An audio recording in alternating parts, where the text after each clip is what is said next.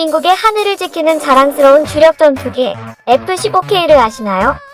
이번에는 우리나라 공군의 주력 전투기인 F-15K 슬램이글에 대해 알아볼 텐데요. 제1차 세계대전을 겪으면서 하늘을 나는 군용기의 위상이 갈수록 높아지게 되었고, 모든 나라는 하늘을 지배하기 위해 항공기술 개발에 온 힘을 쏟았습니다. 전쟁의 중심이 지상병력이었던 과거와는 달리 점차 전쟁의 중심은 하늘로 옮겨가고 있었죠. 지상병력이 아무리 전투를 잘한다고 할지라도 하늘에서 날아오는 폭탄을 막을 수 있는 방법은 얼마 없었습니다. 공중에서의 압도적인 능력 앞에 공군의 역할과 입지는 커져만 갔죠. 이런 흐름에 발맞춰 많은 국가들이 항공기에 많은 투자를 하다 보니 하늘에서의 싸움에서 이기는 것이 전쟁의 승패를 가르기 시작했습니다. 즉, 제공권 장악이 전장의 핵심이 되었죠. 안녕하세요, 군사기밀 뉴스TV입니다. 알람 설정을 하시면 영상 업로드 시 바로 시청하실 수 있습니다. 시청해주셔서 감사합니다. 물론 소련과 같은 경우는 하늘을 조금 빼앗긴다고 할지라도 수십만 대의 기갑 병력을 보내 단숨에 적을 제압하고자 했지만, 이는 엄청난 희생을 감내해야만 시도할 수 있는 전술이었고, 서방 유럽과 미국은 소련과 같은 길을 걸을 수는 없었습니다. 따라서 미국은 제공권을 장악하기 위한 많은 연구를 진행합니다. 하늘을 장악하는 방법에는 여러 가지가 있는데요. 대표적으로 방어적 제공작전과 공세적 제공작전이 있습니다. 방어적 제공작전은 말 그대로 하늘 위에서 방어적으로 전투를 수행하는 것인데, 최대한 멀리서 공격적으로 날아오는 전투기를 미리 탐지해 아군의 제공권을 지키는 것입니다. 지대공 미사일과 공대공 전투기의 협업이 있어야 하고, 강력한 레이더와 정확한 미사일이 뒷받침되어야 하죠. 또한 공세적 제공작전은 매우 공격적으로 전투기를 운용해 최대한 많은 적 전투기를 격추시키는 데 집중하는 것입니다.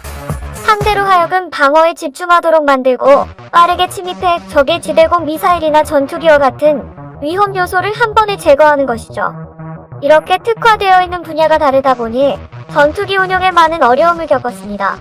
이런 고민을 하던 미국은 명품 전투기 하나를 탄생시키는데요.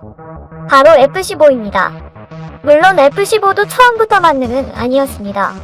F-15는 강력한 공대공 전투 능력을 갖고 있었기 때문에 공중전에서 우위를 점하기에 매우 충분했습니다.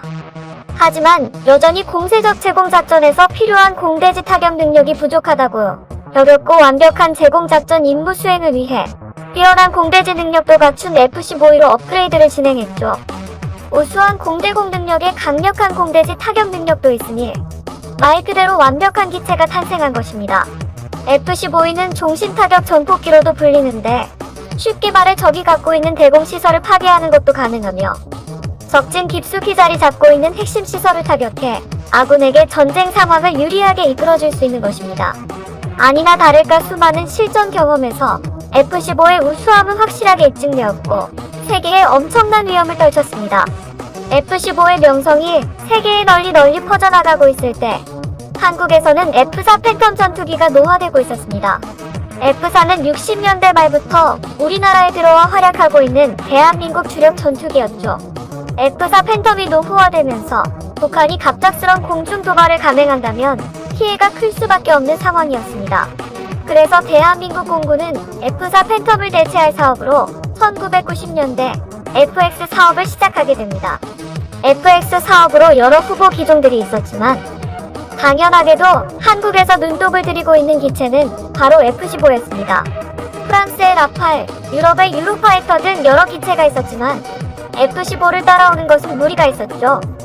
대한민국 공군은 앞으로 북한의 공군 전력을 압도하고 공구가에서 중국과 일본에 밀리지 않는 공군력 보유를 위해 총 120대에 달하는 F-15를 도입하기로 계획했습니다. 하지만 1997년 IMF 외환위기가 발생하면서 원화의 가치가 폭락해버렸고, 같은 예산으로 120대의 F-15를 구매하는 것은 불가능해집니다. 그래도 F-15라는 전투기를 포기할 수는 없었고, 1차적으로 40기의 F-15를 도입하는 것으로 사업을 마무리 짓습니다. 우리나라가 들여오게 된 F-15는 앞서 언급한 공대지 능력도 강화된 F-15였는데요. 이 F-15를 우리나라 공군에 맞춰 개량했습니다. 무장과 여러가지 센서 등 여러 부분을 개선해 기존의 강력한 F-15보다도 더 강력한 전투기로 재탄생합니다. 2002년 4월 이렇게 F-15K의 역사가 시작되었고, 2차 FX 사업을 통해 F-15K 21기를 더 들여오면서 총 61기에 달하는 F-15K를 대한민국 공군이 운용하게 되었습니다. 여기서 애매하게 21기를 들여온 이유는 1기가 사고로 손실되었기 때문에 60기를 맞추기 위한 것이었죠. 이후 하나가 더 추락하는 사고가 발생해 현재는 59기만 남았습니다. F-15K는 슬램 이글이라는 별명이 붙었는데 기존의 스트라이크 이글과 달라진 점이 많기 때문에 이름도 바꿔서 붙인 것입니다.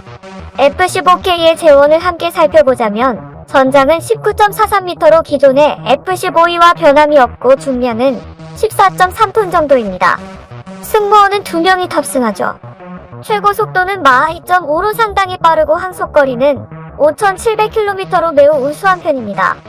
이론적인 최대 작전 반경은 1,800km에 달하지만 실질적으로는 수월한 작전이 가능한 거리는 1,270km 정도입니다.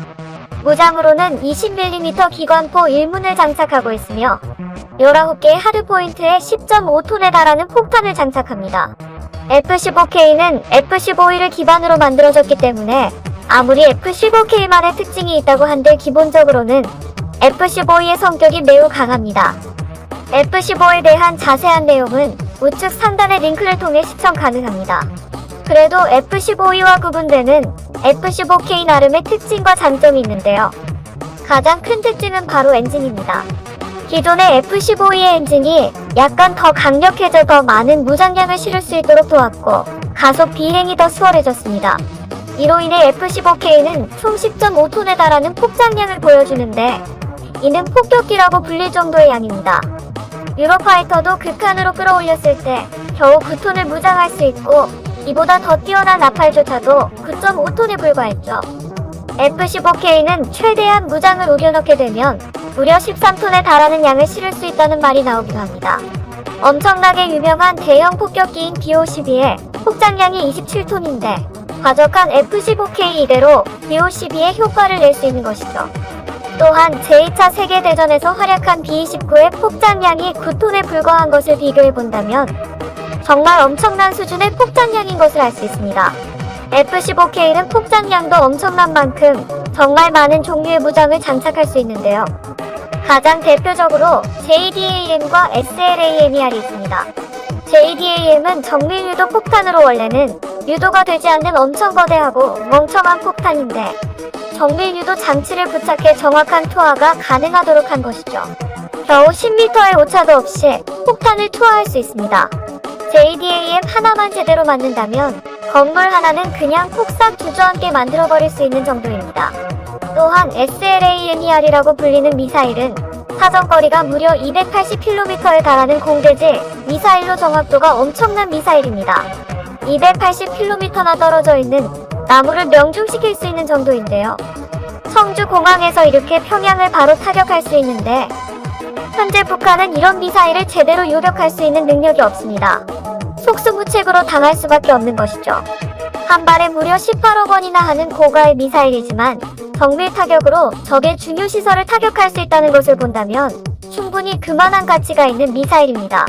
이렇게 매우 정밀한 타격을 할 수 있는 이유는 미사일이 좋기 때문이기도 하지만 F-15K의 타이거 I라는 시스템 덕분인데요. 타이거 I 시스템은 항법과 조준을 도와주는 장치인데 지형을 추적해 비행기가 정확히 어디 있는지 알 수 있고 어두운 밤이나 비바람이 몰아치는 환경에서도 문제없이 사격과 비행을 할 수 있도록 도와줍니다. F-15K는 공격력만 뛰어난 것이 아닙니다. 탐지력도 매우 우수한데요.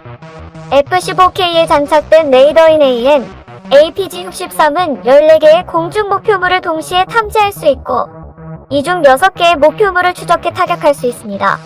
물론 F-22나 F-35 등에 장착되는 레이더보단 좋지 못하지만 그 둘을 제외하면 최고 수준의 레이더를 장착한 것이죠. 게다가 지상 이동 목표물도 정확히 추적이 가능하기 때문에 북한의 이동식 미사일 포대를 정확히 타격할 수 있습니다. F-15K는 기동성도 매우 우수한데 다부진 설계와 유연한 기체 덕분에 무려 중력의 9배에 달하는 가속도를 견디게 설계되었습니다. 물론 이 정도나 되는 가속도로 운행할 수 있는 조종사가 없겠지만 말이죠. 이런 기동성과 타격 능력, 탐지 능력을 기반으로 북한 깊숙이 침투해 중요 시설을 타격하기에 충분하며 한반도의 제공권 장악 임무에 최적화된 기체라고 볼 수 있습니다. 그런데 이게 끝이 아닙니다. 북한을 벌벌 떨게 만드는 비장의 무기도 있습니다.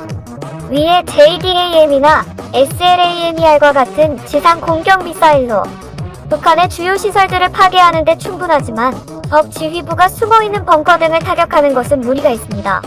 이때 숨어있는 수뇌부를 타격할 만한 적절한 무기가 있는 것이죠.